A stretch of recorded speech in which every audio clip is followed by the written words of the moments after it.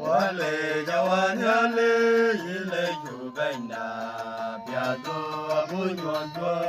Nyale nyale nijako Filo mleinawa Wabenom lukene diembe Nyibi jawa Nyalinde pirata Nyaline kaya kyo Yamotunge Yiyate nawa Yamukani lo yawa Kiriye jibane lo yawa Loi wa buya nambi namina buya le ingule jabujate Ojagi anale koba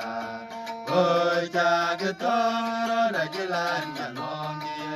Eni duaye koba Yenga jila jabuka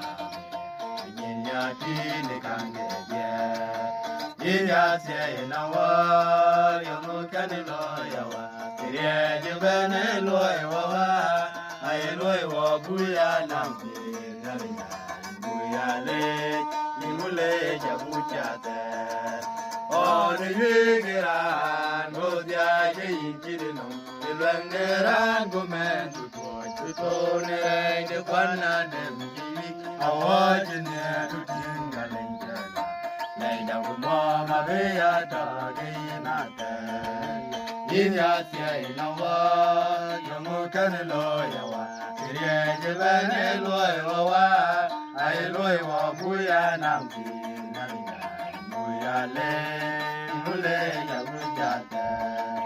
Yiye nalin yarwa, nalin dasye